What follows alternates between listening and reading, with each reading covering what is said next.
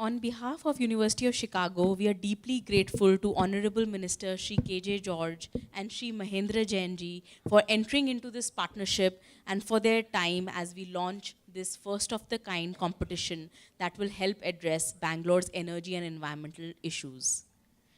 Next, we will have a panel discussion on the environmental challenges and opportunity Bengaluru faces and the need for evidence-based policy solutions. We have a very distinguished panel from government, academia, and civil society. I would like to first invite Dr. Ken Lee, the Executive Director of the Energy Policy Institute at the University of Chicago's India team, to the stage to moderate this panel. Ken is the Executive Director of EPIC India and also a Senior Research Associate at the Department of Economics, University of Chicago. Prior to this, Ken was a postdoctoral research fellow at the Energy Institute at HAS and the Center for Effective Global Action based at the University of California, Berkeley. He holds a PhD in Agricultural and Resource Economics from UC Berkeley. Ken works on topics related to development economics and energy economics. His previous work includes a collaboration with Kenya's Rural Electrification Authority to design and evaluate the economics of last mile electrification in a randomized experiment. Thanks, Ken. I would like to invite our first panelist, Shri Mahendra Jain ji, to please join us on stage. Shri Mahendra Jain is the Additional Chief Secretary of the Urban Development Department and the key support for us and for making this innovation challenge possible. We are so happy to have you here with us today. Now I would like to invite Mr. Sanjay Sridhar to join us on the panel. Sanjay is the C40 Regional Director for South and West Asia. He is responsible for facilitating cities in the region to participate in the exchange of best practices to reduce the sources of greenhouse gas emissions and their impact on climate change. Sanjay has more than 20 years of work experience in the areas of architecture, urban development and planning, heritage and conservation studies, sustainable design, and governance and public policy. Prior to joining C40, Sanjay was with World Resources Institute as the Director for Urban Development for India, and he also helped establish WRI's regional office in Bangalore. He was also a member of the Agenda for Bengaluru Infrastructure and Development Task Force, which undertook a comprehensive study of all aspects of urban development for the city of Bangalore. Thanks, Sanjay, for joining us. Now I would like to invite our third panelist, Dr. Veena Srinivasan. Veena is a fellow at the Center for Development and Environment at Ashoka Trust for Research in Ecology and Environment. At ETRI, she leads several interdisciplinary research projects that combine field hydrology, low-cost sensing, citizen science, and simulation modeling to understand and find solutions to critical water problems. Prior to joining ETRI, Veena worked for several years in the private and not-for-profit sectors in energy, water, and forest policy issues in India. She received her PhD from Stanford University, where her research framework integrated both centralized and decentralized approaches to urban water supply in India. Thanks, Veena, and thanks to all the panelists. Great. Well, thank you, Anna, for the introduction, and thank you to all the panelists for joining us this afternoon. We really appreciate you taking the time out of your schedules to be here, and it's a pleasure to meet you, so thank you. As Anna mentioned, I'm the Executive Director of EPIC India. We are an economics think tank. We're based in Delhi, and we care very deeply about energy and environmental policy and economic development. Our model is to work hand in hand with government and industry partners to identify and evaluate innovative solutions and policies that can expand access to energy while minimizing the environmental impacts. And as a group of applied economists and engineers, we place heavy emphasis on rigorous evaluation. So evaluations of ideas that can tell us what works and what doesn't work. As Anna described, the goal of the Bengaluru Innovation Challenge is to invite citizens and organizations and groups to get involved and to think of the best ideas possible, to present and share those ideas with us that can address the energy and environmental challenges facing the city. We will then work to identify the most exciting ideas and then work with you to evaluate those ideas, figure out if they could be scaled up, and if they can, do our best to make sure that they scale up in a way to maximize impact. So it's a very exciting competition and challenge, and we're looking forward to the ideas that come in. In this panel, I'd like to discuss 3 topics related to the Bengaluru Innovation Challenge. At the end, we'll save some time to take some questions, but if you have any questions that pertain to the discussion at hand, please raise your hand and we'll try to get more of the crowd involved. So the topics we're going to discuss are the challenges in energy and environment that the city faces today, the model of crowdsourcing ideas, and the role of evidence in policymaking. So the first topic is the energy and environmental challenges in Bangalore, and I'll start with Mr. Jain. Thank you again for making the time. In your view, what are the principal energy and environmental challenges in Bangalore, and what is the government doing to confront them? Yeah, I mean, you heard the minister, he spoke at length about various challenges that we have. In terms of air pollution, if you compare Bangalore with other cities, we don't do as badly as, say, Delhi or Chennai or the thing. But we have an issue, I mean, and most of the air pollution in Bengaluru comes from the number of vehicles that we have. We have more than 7 million vehicles, and every day a few thousand are getting registered. And like it was pointed out, a lot of them are two-wheelers, so the emissions from the vehicles is becoming a big issue. So to encourage use of public transport, I mean, our strategy has been basically threefold, that we improve the public transport, we encourage people to use non-motorized transport, and we move towards an electric vehicle policy. I mean, Karnataka was the first state to implement an electric vehicle policy to incentivize research and development, manufacturing, and people using electrical vehicles to have the charging infrastructure and so on, which now forms part of all our policy initiatives. So on public transport, a lot of work has been done to improve the public transport, not just metro, but even the BMTC, the bus transport, or other modes of public transport.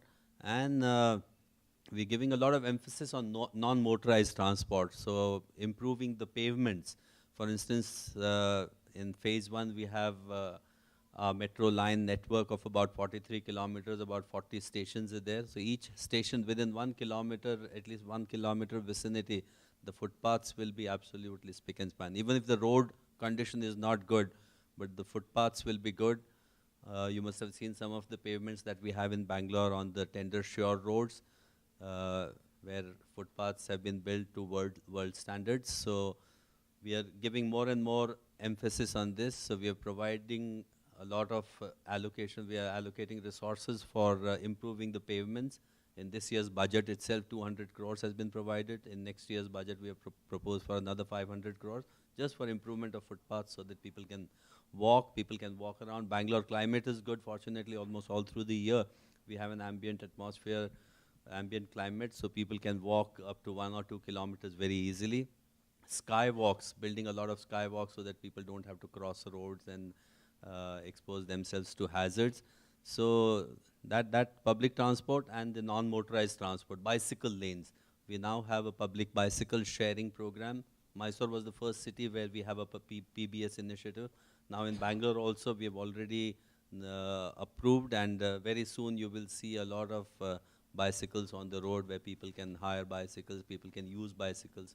So a lot of initiatives have been taken to take care of the energy and the air pollution related issues. On water, I'll talk later. That's fantastic, and it's great to hear about so many ideas and initiatives coming from the government with regards to air pollution. To follow up on this question, I want to direct a question at you, Sanjay.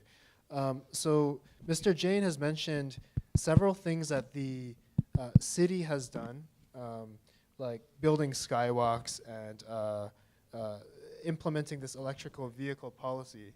So these are things that the city is doing. What types of ideas do you see coming from citizens, just regular folks who might be interested in applying for this competition, based on what you've seen happening in other cities? And I don't know if the mic's working. Thank you. I mean, looking at it from a C40 perspective, because we are a global platform for the world's biggest cities, and Bangalore is one of the key members from India. I think what we really see is the attitude in civil society in Bangalore, which puts us apart from other cities in India, which is the involvement of people in both. I think historically civil society has always criticized the government, but I think in Bangalore we are seeing that civil society is playing both roles. You criticize and give solutions, and the willingness within government to take those solutions. And as Minister George Saab said, that eventually the government has to make a call. They have to take a decision, what's in the best interest of the city, based on the elected representatives and the role they play. But given the fact that there is enough body of knowledge outside of government that can be used inside of government, there are processes and protocols that the government has to follow in terms of how public money is spent, because it's taxpayers' money. But the idea of innovation doesn't always define or doesn't always remain within the boundaries of government. So I think there is a difference between governance and government, which is how decisions are made and who makes the decision. And I think this is really what puts Bangalore apart from other cities. And as Jain Saab said, that talking about air quality, I mean, we are seeing this. Bangalore has taken the lead. I think it was beginning of December when the mayor of Bangalore, along with the mayor of London, they launched the global network of cities on air quality. And this is a C40 initiative where we have elected members. And mind you, air quality doesn't necessarily come under BVMP, because it is a cross-connecting issue where you have multiple sources that impact air quality. Some of it lie within BBMP, some of it are in the pollution control board, some of it in the transport department, so this is at multiple levels of government. So, but for a city of Bangalore to stand up and say, we are going to take this issue head on, because we do not want to be the next Delhi. Right? The fact that we are at 85, roughly, in terms of air quality index, anything above 50 is harmful. Right? If we do not do anything today, based on what George Saab said, that we are the fastest growing city, if we do not do anything today, we will be the next Delhi very quickly, and faster than Delhi, we will be there. So we have to take remedial measures now, and that's the heart of innovation. Because you have to scale and measure impact. And that which goes to your next question on, kind of metrics-based decision making that is driven by numbers and data. And the data has to be verifiable, the data has to be credible and legitimate as well, okay, eventually when you put this data out. So let me stop there.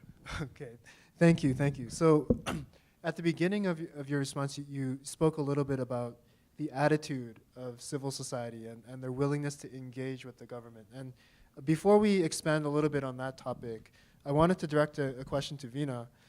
So you're an expert in urban water supply. At Atri, you lead the program on water, land, and society. And so I want to talk about water a little bit. How would you characterize the challenge that Bangalore faces when it comes to effectively managing its water resources? Okay. So, I mean, I think the very first thing to note, and the minister kind of referred to it earlier, is that Bangalore, and you, Sanjay said it as well, is that Bangalore is growing so fast that I would challenge any city anywhere in the world to be able to do any kind of catching up with infrastructure and staying ahead of the game with this kind of growth. And so any criticism that we are directing has to be taken in that context, that really it's an impossible task to start with, that we're just growing at an unprecedented rate. So that being said, clearly it poses immediate challenges of how do you get water fast enough or lay the pipes fast enough and get water sources fast enough in a basin that's already closed to the population that's growing at the rate it is. There's also a problem of efficiency and how badly people are using it, and I'll talk a little bit about that in a minute. And then there's a problem of wastewater, because 80% of the water that we get returns back as wastewater into the environment, and we are not treating it fast enough. And the issue is not just, it's twofold on the wastewater side. Not only are we not building sewage treatment plants fast enough, but even the existing sewage treatment plants are not running at full capacity because we can't lay sewers fast enough to be able to direct the wastewater into them. And so you have this ironic situation where you don't have enough wastewater capacity, but even your sewage treatment plants are at 50% capacity because they're not sewered, or rather the sewage hasn't been directed to the sewage treatment plants at the rate the city is growing. So we have all three of those big picture challenges that we need to address. Now, I think on the water side, clearly our biggest problem is that we have a single source dependence. We used to get our water from the TG catchment. For various reasons, which I won't get into, that's dwindled to almost zero at the moment. And so now we are entirely dependent on the Kaveri, and that's an interstate river. We've hit our limit that the Supreme Court allows us to take, theoretically hit our limit. And so then there's a problem of where are we going to get water when for this next phase of growth. Now, I think the big problem here is that the way our utilities, and not just Indian utilities, but utilities most parts of the world, are kind of conditioned to think about water and wastewater in a particular way, which I would say 18th century thinking in water and wastewater, which is that you bring water from far away pristine sources and you take the water as far away from the city as possible. And this was a very sensible thing to do when there were serious economies of scale issues in wastewater treatment, but also we didn't have antibiotics and we didn't know how to treat wastewater cheaply. And so that's how cities in Europe developed in the 17th, 18th, 19th centuries, which is you take the wastewater as far away as possible and bring water from further and further away. Now for Bangalore, that means that if we aren't running out of the Kaveri, we've got to get water from across the Western Ghats, either Netravati or Sharavati or one of those rivers, and any of those projects are going to be expensive, contested, and probably never built, given the kind of political situation we have, where the claimants on the other side really don't want their water to be taken away to Bangalore. So if that's the constraint, or that's the big picture problem that we face, the alternative solution, which a lot of cities now, including Cape Town, Australia, all of these things, cities are now beginning to think of, is integrated urban water management, which is really how do you use your water sources and use your wastewater, stormwater, groundwater in a sensible way locally, instead of only thinking about getting your water from further and further away and taking your wastewater further and further away. And I think that naturally lends itself to the kind of innovation challenge you've set up, because we are really talking about then decentralized local management, which means that it feeds very well into what kinds of technologies do you need, what kinds of institutions do you need, what kind of data do you need in order to be able to make that possible. So I'll end there for the moment, and then That's a fascinating characterization of the problem. I think in the third section we can go into what you see are some of the, what could be some innovative ideas when it comes to decentralized management of wastewater and that sort of thing. So that's really helpful. Moving on to the second topic, which is crowdsourcing local ideas, which is a big part of this competition. I want to turn the microphone back to Mr. Jain. Could you tell us what has led the government to support this type of crowdsourcing model? I mean, we firmly believe that the answer to the problems, the solution to the problems that we have is very much with us. We don't have to look for any solutions outside. I'm reminded of a short story which I'd like to share with you.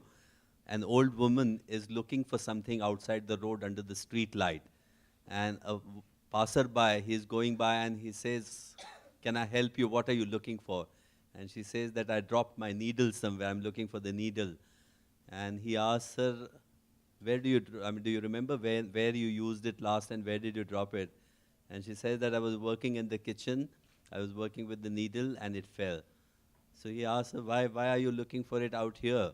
It fell there. So she said, because there's more light here. There's a street light here. So if we're looking for solutions outside somewhere because there's more knowledge, that's not the way to go. We have in Bangalore very, very committed, knowledgeable, intelligent people who have worked in different parts of the world, who have seen the world, and they have a lot of ideas. So I mean, whenever any initiative is taken, people are bursting with ideas.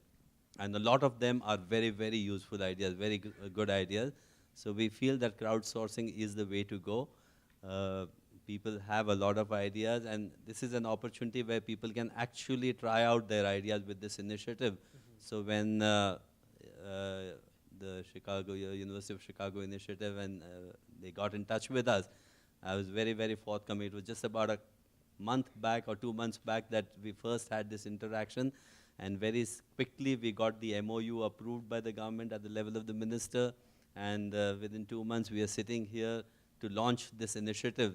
So I think crowdsourcing is the way to go. Government is fully committed to implement it, and we really look forward to ideas for the problems that we have, whether it's environment or energy or congestion or solid waste, or I mean, the city is grappling with a lot of challenges, and we are really hopeful that we'll get great ideas which we can try out in small ways and then scale up to solve the problem of our city. Thank you. Great, great. Thank you, thank you.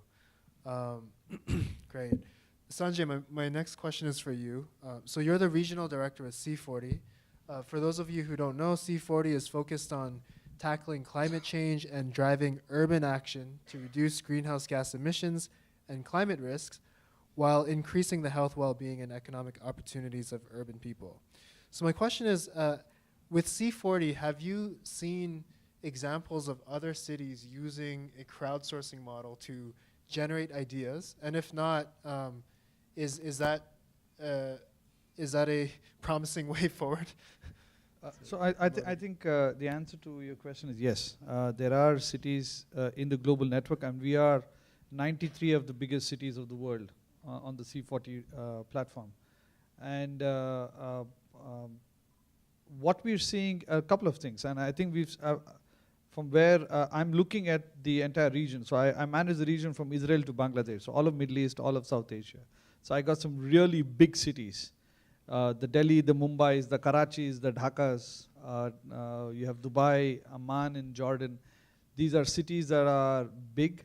They also have an exploding population in these cities. And as a result of which, and my fellow panelist is right, because what she said is true, because no city has grown at the pace that we have in Bangalore, from 3.5 million in 1985 to what, we're 10.8, 11 million. 12 million now.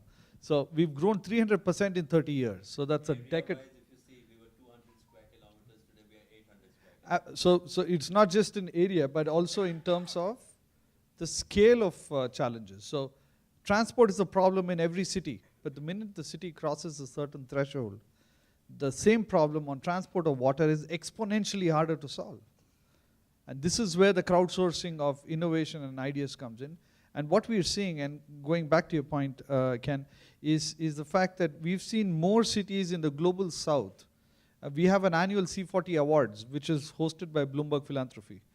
Michael Bloomberg, who was a former mayor of New York City, he brings the biggest cities of the world to compete for innovation and ideas. I think it was last year, the city of Kolkata won the award on waste. It was unheard of for Calcutta to anything coming out of Calcutta, but there is tremendous amount of work happening there, because they have looked at an integrated waste management kind of solution that borrowed from across the border. They went to Dhaka, and Dhaka has a history, 50 years of history on dealing with composting of organic waste. And there is no shame in going and saying, we got to learn from Dhaka, we got to learn from Delhi on something, so within waste, you can look at 5 cities and look at crowdsourcing innovation. So within a sector alone, it's not that you only have to go from a particular city, which is where a platform like C40 helps, because you are not tied to a particular city in terms of a sister city partnership. You are taking the best of innovation. Ideas that have tested and sometimes failed are more useful than ideas that have only tested and been successful. Because you have far more lessons to learn in ideas that have failed, because you can avoid those pitfalls in cities where you're trying. I'll just take one more minute to explain, I think, where some cities. So for example, BMTC, they run probably one of the biggest fleet in the country, roughly 7,000 buses. But all of them are diesel. And I think there is vision and leadership both within BMTC and Government of Karnataka to replace these buses with electric buses. I think the electric vehicle policy is a step in that right direction. It needs to be more robust, which is work in progress, and I think that's fine. But I think the idea and the vision that BMTC is looking at 12,000 electric buses, or maybe closer to 12,000 buses in the next 10 years. Because they are already thinking of that scale of number. So what we are doing in terms of C40, in terms of supporting both the government, in terms of the transport department, but also BMTC, is laying out an infrastructure roadmap and a finance roadmap, because it's not about the bus or the battery technology. You also have to have the finance pipeline in place. So we are helping them. So in terms of crowdsourcing innovation, it's also innovation in finance mechanisms. It's innovation in governance, because it's not about taking a diesel engine and replacing it with an electric engine. It's not that. Institutionally as well, BMTC has to restructure itself. It's about vehicle diagnostics coming in. It's the discharge rate of the batteries with the stop and go traffic that we have in Bangalore. I am from Bangalore. My family has been in Bangalore since early 1900s. I remember Bangalore walking from Basangudi to Malleshwaram. I cannot walk anymore. However, I can say that there is enough innovation and enough thinking within the city to acknowledge, yes, we have a problem, because half the problem is in acknowledging, the other half is the solution. And I think this really is the key for us to bring in the sense of innovation in public problem solving, because this is where cities really have to leapfrog and look at the environmental impact as they start to make decisions on projects. Great, thank you. I thought it was interesting that you said that we could learn a lot from ideas that have been tested and failed, because that really speaks to the value of holding these types of evaluations to see what works and what doesn't work. I want to talk about water again. I thought it was really interesting how you described this sort of classic model of urban water management, which sounded a lot like a natural monopoly. It's the government needs to do this because it's expensive, and so the government will bring in water and they'll get rid of wastewater. And when you describe the system like that, it's not immediately clear how local citizens could get involved or even contribute ideas to this type of system. This is a system that is run entirely by the government. But then you said that we are moving more towards a state where there's a role for decentralized solutions to water collection and waste management. So I wanted to talk about that since we're on the topic of crowdsourcing, which is by nature decentralized. So what are some of the ideas that you've heard about with regards to decentralized water management? That sounded really cool. And what are some of the key considerations that people should keep in mind when thinking about decentralization? Yeah.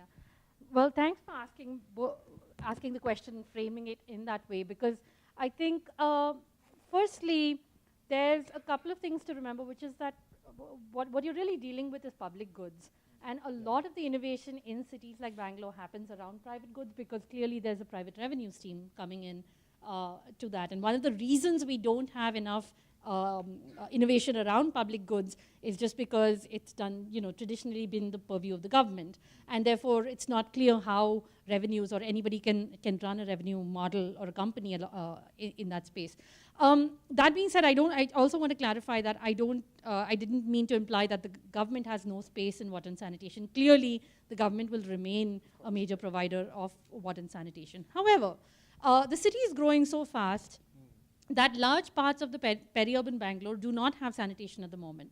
So right now, in fact, all of the growth that's happening is in the peri-urban, because so much of the land in the middle of the city is actually public land, that all of the new development and the population is all in the peri-urban area, and a lot of it is unsewered. and a lot of it does not get any water supply. So in a sense, it's not just a future that I'm talking about or even a desirable future, but it's the reality of today that a significant part of New Bangalore does not receive Kaveri water supply and does not have wastewater. So in that context, what is happening? What you have right now is either apartments are putting their untreated sewage into open drains, and then it goes to Bengaluru, and we all know the problems that arise with lots of stinky sewage going into a big water body. Or the apartments are putting it into soak pits, and that goes into the ground and has its own issues with groundwater, contamination of groundwater, and we have excessive nitrates in some places. So in both of the solutions, in the absence of the government are problematic, whether you put it into an open drain or a soak pit. Now, if you think about why we think about wastewater at all in this way, why do we think about wastewater as being something which is a public bad that we need to get rid of? Well, that came from the 17th, 18th century when the only kind of wastewater treatment that was conceivable was a large centralized sewage treatment plant, and you needed to send water in a big pipe to that centralized wastewater treatment plant. But if you look at the economics, over the last 100 years or 30, 40 years, the economies of scale argument has gradually changed, and it is feasible to do wastewater treatment at much lower scales. Now, you talked about one really interesting idea that I might want to say could be transformative, and I would argue that if I had to redesign a city today from scratch without having any legacy to worry about, because right now we can't. We have a legacy system and we build on that legacy system. But let's say it was completely greenfield. And Amravati is a greenfield city that's literally coming up from scratch, right? So we have opportunities in India to completely rethink a city without worrying about the legacy of 200 years of where did the technology start. Would we still design our water and wastewater systems in exactly the same way that we've always designed them? And I would argue that there are spaces, and the technology is not completely there yet, but I imagine in the next 20 years, I would argue that there are spaces to redesign the way we have toilets. So I would say, right now we think about compostable toilets or eco-sand, but that's really a low-cost solution that we think that we need to do in villages. But why couldn't you have fancy toilets that any one of us would be happy to have in our homes, designed by whatever fancy company, Parryware or whatever else, which were composting toilets, where instead of taking all of that water, bringing it over the Western Ghats, flushing it in my toilet, then either sending it to an apartment or neighborhood or centralized treatment plant, semi-treating it, and then putting the half-treated water into the Rishbhavati River, so it's further causing any bad. Why wouldn't we completely have source segregation at the toilets, where you have composting toilets, convert waste to energy right at the apartment scale or the household scale, and not have all of that water that really, all of your flushing water, which is a good 30% of your water, is literally to move the poop across the city. So I think that there are it's not that our technology has reached there yet, but I think there are really transformative solutions around sanitation that could completely change both our water and wastewater. Fascinating. Yeah. I'd like to add something to what please. she said. I mean, she contextualized the problem of Bangalore very articulately by saying how quickly it has grown. There's another topographical issue about Bangalore. Most other cities are either on the banks of a large river or by the seaside. Bangalore, unlike those cities, the water that we are drawing from is almost 120 kilometers away, Kaveri. We don't have any big river or ocean in which the wastewater just flows and vanishes, which is also an opportunity because we have small streams with interconnecting lakes, and perhaps when the population was manageable, the water was getting purified through bioremediation, sitting in those lake bodies with all the natural vegetation and so on, getting itself improved, and it would flow. But the rate at which we have grown now, the quantity of water that we are consuming, the quantity of water, the wastewater that we are releasing has reached way beyond the capacity of these lakes to handle this. And therefore, that is why we have a problem, which is why all these solutions, I mean, the large STPs are not the solution. I agree with her very completely that we need smaller facilities, whether it's a small decentralized sewage treatment plant or whether it is through the wetlands or through bioremediation. There are various ways of doing it, but where we stand today with 12 million people, perhaps we have to, and since our topography is such that the wastewater doesn't go away into an ocean or a river, I'm not saying that it should be done, that's how it should be done. We need to take care of the wastewater that we are generating, and therefore a lot of measures are being taken, not only through the STPs, but also through rainwater harvesting, through reducing the leakages through our unaccounted for water, where we have brought down the wastage from almost 50+% to 40%, a 10% reduction in wastage by identifying the leakages, by plugging them, by taking care of them, and those efforts are continuing. So we can manage our existing resources much better just by by more efficient way of handling them. Thank you for such thoughtful comments. Just thought it was very interesting when you're describing the sort of how would you rethink the design of a city in terms of wastewater. I think many folks on the energy side think about it in the same way, decentralized energy production and generation, and so it's kind of neat to think of the parallels there. And to what you're saying, it's interesting to think that the geographic characteristics of Bangalore, the fact that it's not on a coastline, could actually lead to some new thinking about how to handle waste. So that's great. I want to move to the third topic, which is evidence-based policymaking, and then we'll take some questions from the crowd. But I'm going to ask you again, Mr. Jain, to kick this off. Is evidence-based policymaking something that the government has consciously decided to use to sort of identify, what types of actions to take? Yes, definitely. I mean, any policy that's decided, it's based on some evidence, but that evidence is not robust enough. All right? I mean, we see from published research, we see from various expert opinions or from consultants, from their analysis, we see what is the problem, and then we look for solutions.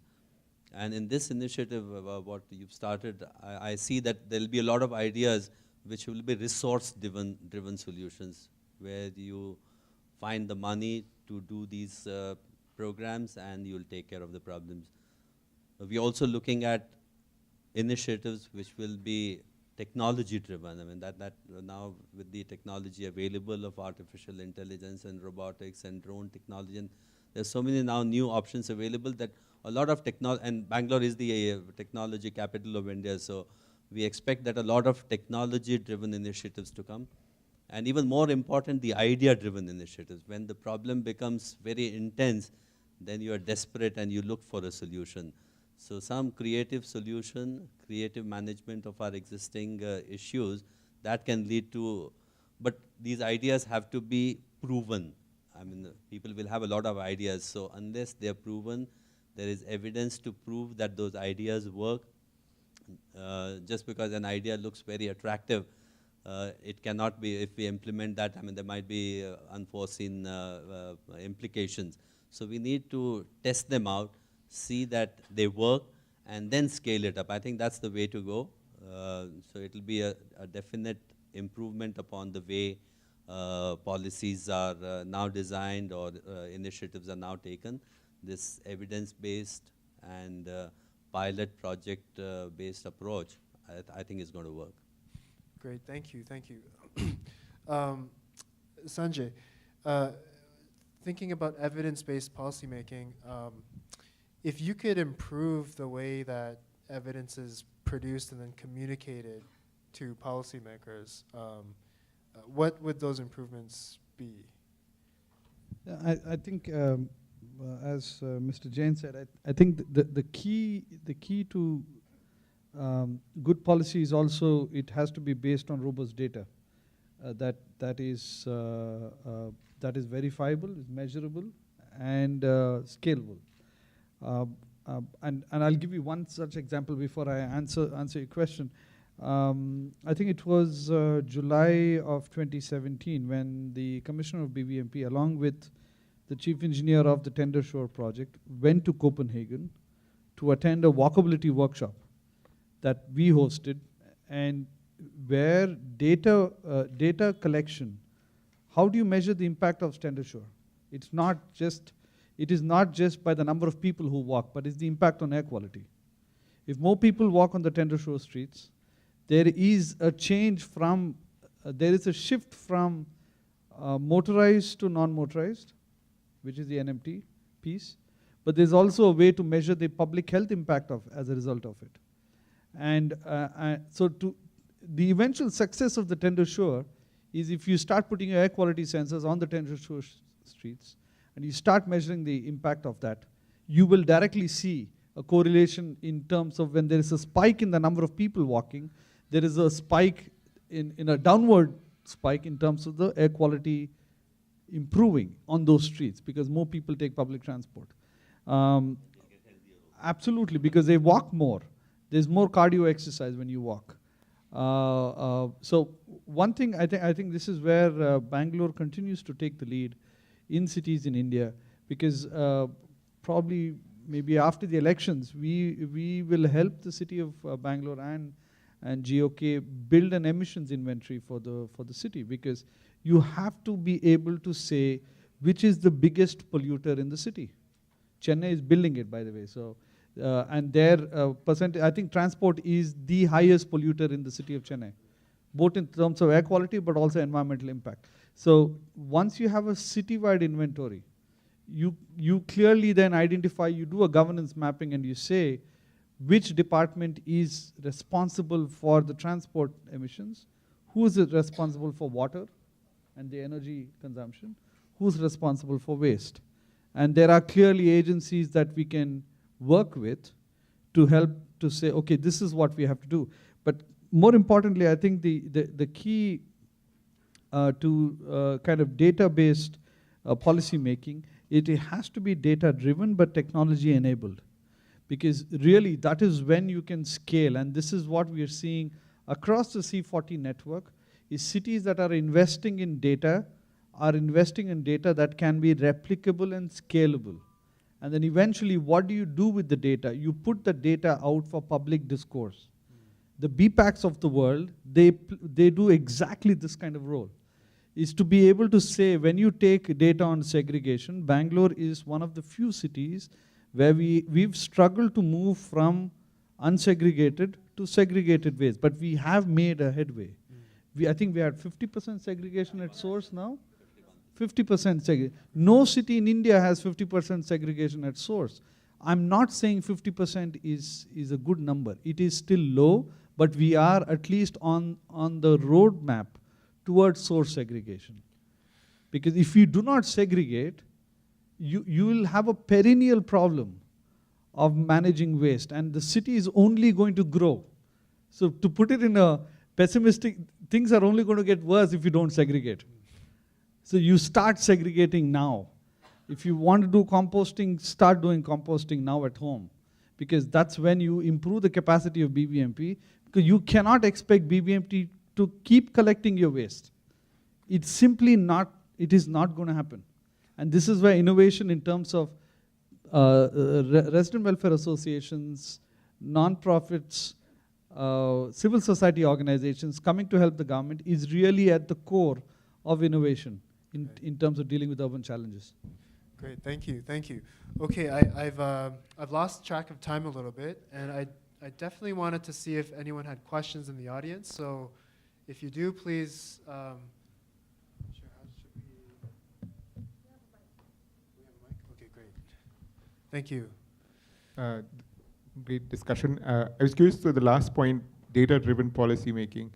So data is critical.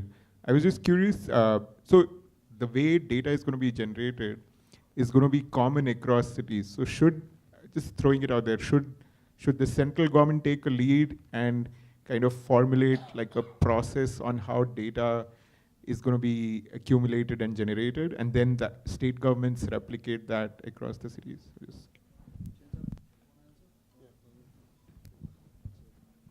Whoever, whether it's the central government or the state government, that's not important, but the idea is important, that you need to get data from people. And now with the technology that we have at hand, it's possible to get that data very quickly. saying whether it's the central government which should take the lead and state government should replicate?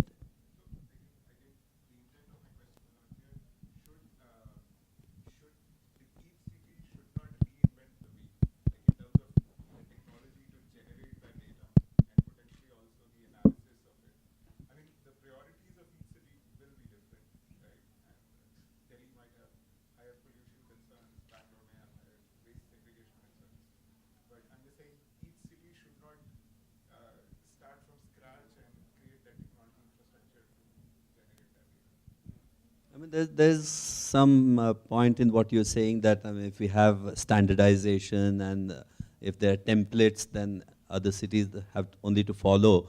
But I think we are still at a very nascent stage in this data or evidence-based solutions and so on. So I think I would rather encourage that each city experiments at this point of time. They find their way through the problems, and through that, some solutions will crystallize over a period of time. There will be some failures, there will be some successes. They will learn how to encounter those, confront those problems, and over a period of time, we will have solutions. So rather than having a template, a standard solution, I'd rather that cities experiment, at least at this stage, and then we move towards that. Yeah, so that players apart from the government can do all their analysis, which can contradict the government, but the government is investing taxpayer money in generating that data, so that data should be open. But let me also say this. In terms of data, I think it's absolutely critical that, and Jensab, you're right, I think cities in India are still in their infancy in terms of data. But however, too much data is also a problem. Right? So I think there needs to be a balance on going and collecting the right kind of data, the right quality of data. There's both quantity and quality. But more importantly, I think there are enough templates available, as Jensab said, that there are other cities. I mean, for example, South African cities, they are more closer to the Indian cities than Europe or the US, because we are a federal structure. To answer your question, when it comes to urban development in cities, national government can actually play a very little role. It is the state and the city that has the absolute mandate to say how we want to develop our cities. So in terms of who collects data, I mean, if you look at why national missions have always never succeeded completely, they have some success. Why the JNNURMs or the Smart City Mission or the Hriday or the Swachh Bharat, they have challenges in terms of implementation because we are so diverse as a country, even within the state. If Mysore is the cleanest city, why isn't Bangalore? Because there are fundamental diversities of how the two cities are. It's an attitude in the people of city of Mysore. They take pride. I'm not saying we don't take pride in Bangalore, but I'm saying that you have to take that into context, even in kind of data collection and decision making based on the data. Great. Thank you. Let's take one more question. Hello, my name is Sarit Shashidharan. I'm from Ernst & Young. So during the discussion, there was this mention of peri-urban areas which largely lack sewerage network. So is there any plan around this, that how do we connect our peri-urban areas through some mechanism? For example, Devanahalli, which has demonstrated FSSM, and recently there was an announcement as well by the government that it's going to scale up FSSM. So this question is not just for peri-urban of Bangalore, but across the state.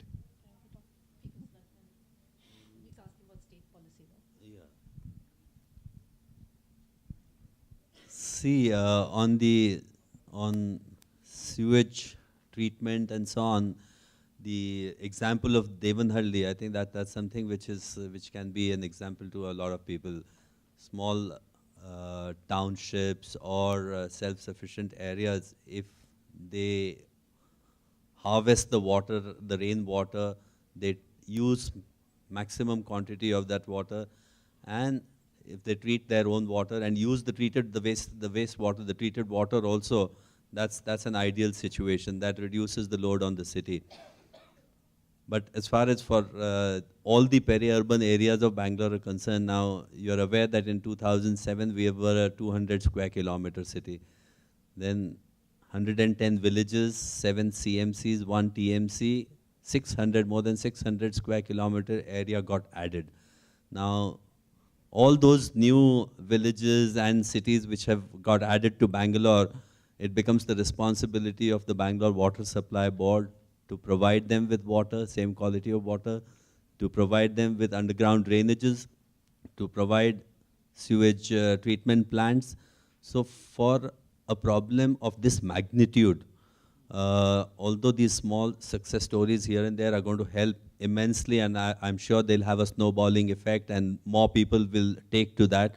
Only recently we had a seminar on the wastewater reuse policy. The state government has come out with a wastewater reuse policy. And when we were looking at best practices, I believe the Toyota company, they, except for drinking water and for cooking, they don't draw any water from Kaveri or from BWSSB. They're treating all their water. They're using all the wastewater that is generated on their premises. So I think these best practices, these successes, these are going to increase. But at the same time, for an additional, 9 million people spread over 800 square kilometers, we are going to have to look at centralized solutions also, which is why we have a massive program for providing water supply, piped water supply to all these new areas. The project is under implementation. We have to connect these areas to the underground drainage. Otherwise, the wastewater is going into either it's going into the ground or it's going into our waterways and polluting our waterways. So we have a massive program of expanding our capacity for sewage treatment. So we'll need a two-pronged approach, both the individual self-sufficient success stories and a larger problem solution. Thank you so much. Sure. On fecal sludge, I think, you spoke about government policy. I think there was a very interesting study that's coming out of University of California, Berkeley, where they did the study of fecal sludge in Bangalore. And I think one thing that remains an issue is enforcement, because a lot of the fecal sludge operators are still illegally dumping at night. And I think, so while government policy is good, and this is why I think innovation and technology still plays a role, because I think the fecal sludge is solving one part of the problem, which is how do you empty out the soak pits. But we haven't kind of completed the chain yet.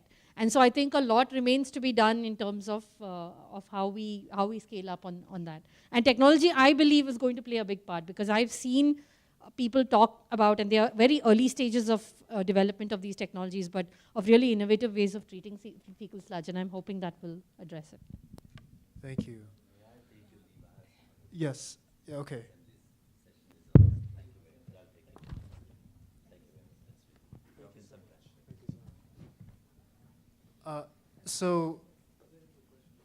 Okay, we're going to take one more question. Yeah, Please. so this is, I just heard that you want to encourage people to walk more and buy car less. I feel India is a developing country and people looking forward to jobs and incomes. And after getting an income, they look forward to also buy a car. And so instead of buying a car, if you ask someone to walk, and if you have a client who is waiting for your meeting, or if you have a project to submit or something, and you can't simply ask people to walk, So I think this is something misplaced. And what is tenable in Copenhagen, probably not tenable in Bangalore. So we have our own set of things.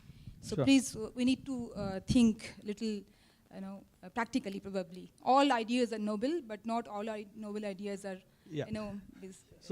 I think it's a good question, and it's an important debate to have. The aspirations of people to own a car. I'm not telling you not to buy a car, but I'm going to make it difficult for you to drive the car. You can spend 10 hours in a car, or you can spend the remaining. Suppose it takes. It's already difficult. People spend up to 6 hours a day driving their car. In a democratic country like ours, I cannot tell you not to own a car or drive the car. Yeah. However, if I can give you an option saying, I will reduce your commute time to 2 hours a day, and you spend the remaining 4 hours that you get with your family everybody will make the choice.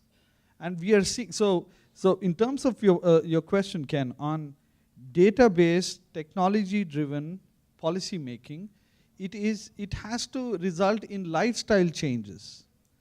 And when I mean lifestyle changes, I am seeing evidences in Bangalore that people are actually ditching their cars. They're not selling them.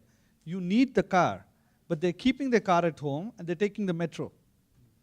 What the government needs to do is that last mile connectivity to the metro station. We are the first city to look at improving your pedestrian infrastructure within a 500-meter radius of every metro station, phase 1. I think we have 45 stations, if I'm correct. But if you're looking at improving pedestrian connectivity to the metro station, because if I fear for my life more than anything else, I care for my life. If I cannot get to the metro, I won't take the metro. If I have to dodge cars driving at 45 kilometers, you can't get 45 kilometer speeds in Bangalore anymore. That's another story. I mean, we're crawling at 12 kilometers or something like that, right? But even at that speed, if you have to dodge traffic to get to the metro, there is a fundamental problem there. I think there is good intent within government. I'm not supporting the government. We play a role of being critical, but also give them options. So the idea is to make the non-car options more attractive. Yeah, so you can very well own the car, you can spend 6 hours a day commuting, or you can take the metro, spend half the money, because time is also money at the end of the day, right? You spend half the money, you spend more time with your family, you have better health because you walk more. That's a choice you make. Yeah. The government can give you options. And I think a progressive set of decision makers will also then start charging you for parking. Because I think it's taken for granted that parking is free. Yeah. When anything is given for free, you never realize the value of it. Yeah. When you pay for it through your nose, you will realize why you should not own a car. Or you should own a car, but use it for specific purposes. So it's all about prices. Yeah. Great. Okay. Well, I'm gonna actually wrap this up now because we're out of time, and I think we've. So I just want to thank you all for attending this launch, and thank the panelists as well. This has been fun, and I'm gonna bring Anna back up here, and she's I think has the final remarks. Thank you.